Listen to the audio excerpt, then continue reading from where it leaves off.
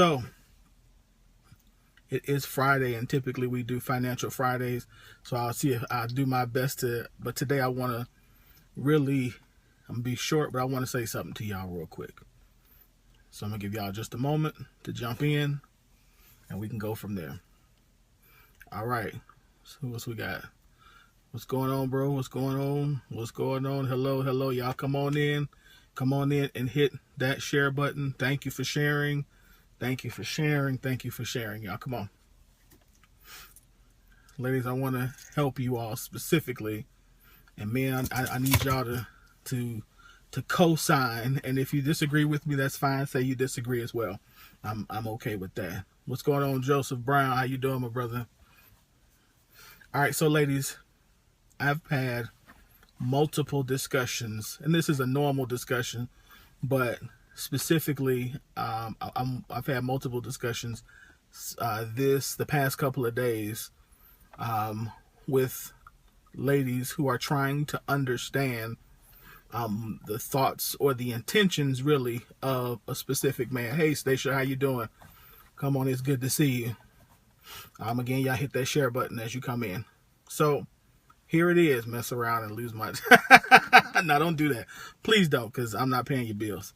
So please don't do that.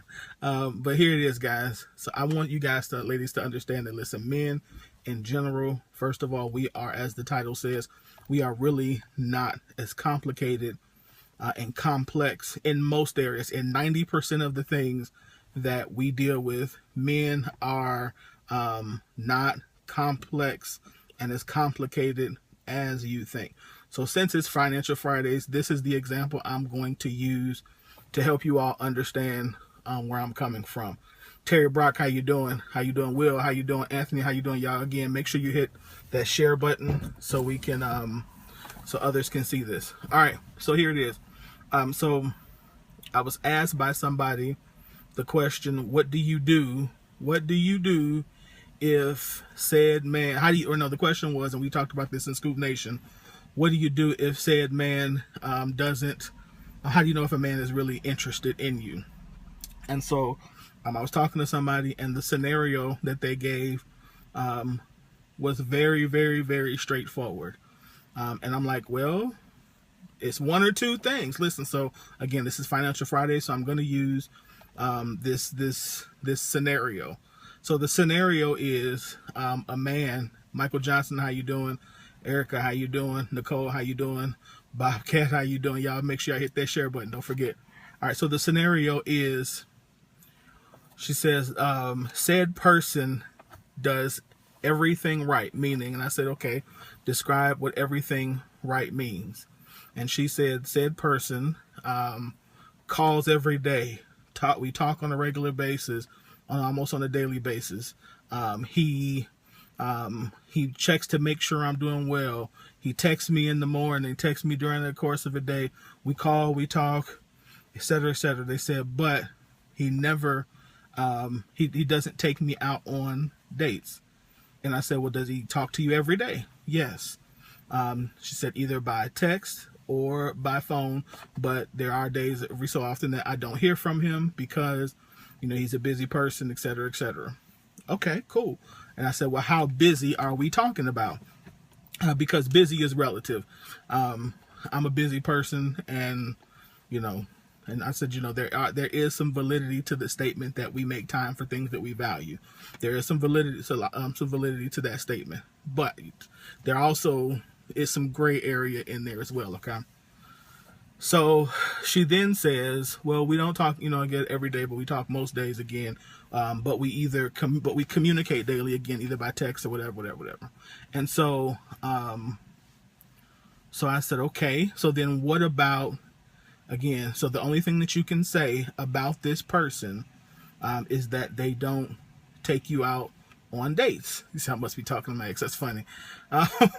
Only thing is that, there's a gray area. I'll get to that in a second. The only thing is that he doesn't take you out on dates. And she says, yes. I said, okay. What does the person do for a living? What does their lifestyle look like?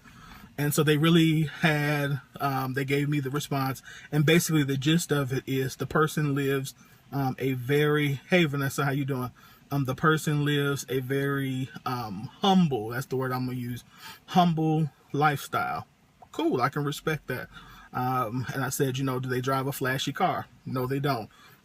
In terms of what they wear, how does this person dress? Well, they dress well, and so I'm going through all of this. You're never busy to tell a person. Okay. And so I said, well, again, I said, hey, Marissa, how you doing? Jill, come on, y'all come on in. Look at y'all coming through. Y'all come on. And so I told her, I said, well, let me help you. I said, based upon what you're telling me, there's one of two things happening. I said, and I'm going to lean more to one. And she said, okay. I said, the truth is, it sounds like this man is financially unable to take you out and just hasn't said it. And so she said, well, how do you come to that conclusion?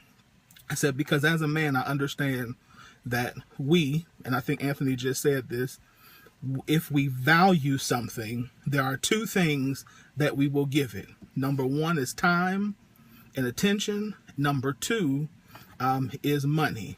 I said, but if you don't have money and you still give it your time and you're still giving it your attention, that's a sign that you care about it. However, most men, and I hate to use this phrase, but I'm going to say it, real men, I hate those things, but in this instance, I think it's applicable. Real men hate to admit that they are financially unable to do something for a woman or for a person that they care about.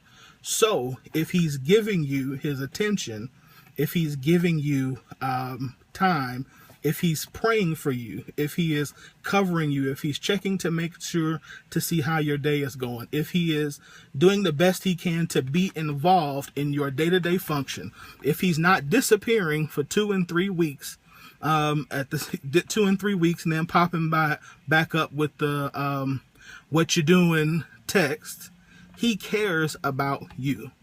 And I said, the problem is you took, because of previous relationships or because of previous hurts or because of what you see, you took him not taking you out on a date as to mean that he didn't value you, when you didn't understand that the way we express value is not always through what we spend money on.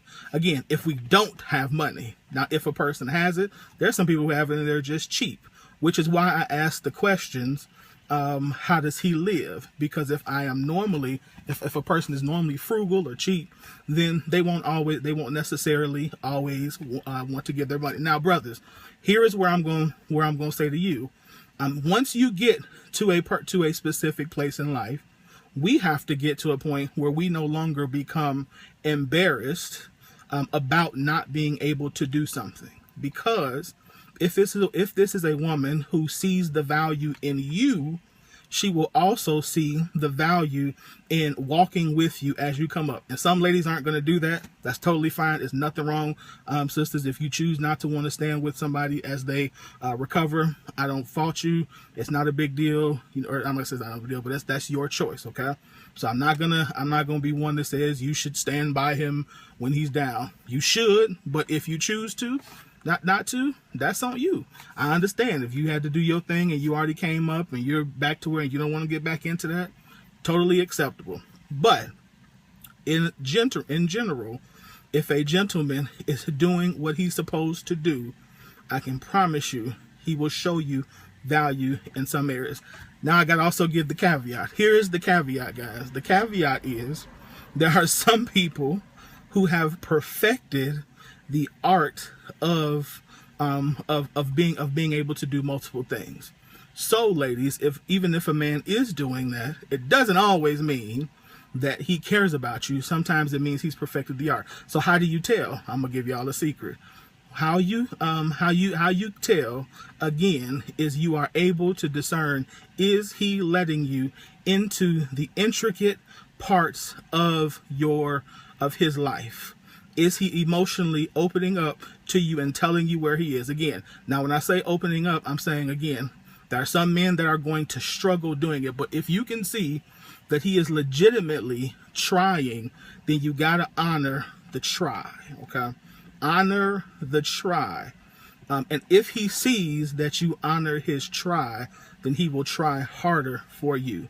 if you speak to if you speak to the king in him, to use a modern phrase, then you have a much better opportunity of seeing that come to fruition in your life. But sorry, my battery's getting low. But you can't get frustrated with him in the process of why he's doing it. All right. So you also, again, have to be in a position where, like I said, you are seeing what he's doing, where you can. And one of the beautiful things about being a believer, in my opinion, is that we have the ability to discern what really is going on in a person. So you can see, y'all can tell, come on, this is what I'm saying. We're not that complex. Sometimes we just have to take a step back and say, let me get out of my feelings for a second. Let me really see what's going on. Let me really discern what this person is doing and what this person is saying, and move forward from there. Okay. So again, y'all, it's not that hard. Really, just look at it for what it is. We're really not, as men, we're really simple in the sense of emotions. We're pretty simple. And it's not, like I said, y'all don't have to think about it too much. The flip side of that, fellas, again, and this is not for you, the flip side of that is we always, as women, are more complex to us, okay? Women are more complex than that. So a lot of times when she says things or does things, there's more to it than what she says. And so sometimes we have to do that. And that's why it's more difficult for them to relate to us, because sometimes you are a Mac. That's funny. Because sometimes when they say things, what they're saying is not all the time what they mean. And sometimes it is, but again, that's where your discernment comes in. That's where you knowing the person that's where asking the questions come in. What I call the clarifying questions to find out what's really going on come into play. All right. So again, I just want to say to y'all, we're really not that complex. We're really not that complex. And so again, I think we just got to understand who we are, who we're dealing with, and look. Don't just respond. Sometimes you got to look. Sometimes you got to slow down. Sometimes you got to use all the time. You have to use wisdom and not always assume that a person is trying to get over on you. And here's the last thing I'm gonna go. If you are always, I say that if you are always looking at the negative in every person who you are dealing with, if every situation you're always looking at the negative and always assuming that a person is trying to get over on you, then I'm going to ask that you check your heart and find the place that is still broken. Find the place that is still wounded. Find the place that still is not healed. Find the issue that you've had in past relationships that you still haven't dealt with, and deal with them. Again, it is nothing wrong to have these issues and to have to do this. This is something that always we always have to be doing in order to get better. But it's also something that's necessary. All right. That's all I have. I love you guys. Appreciate you guys. And have a good rest of your weekend.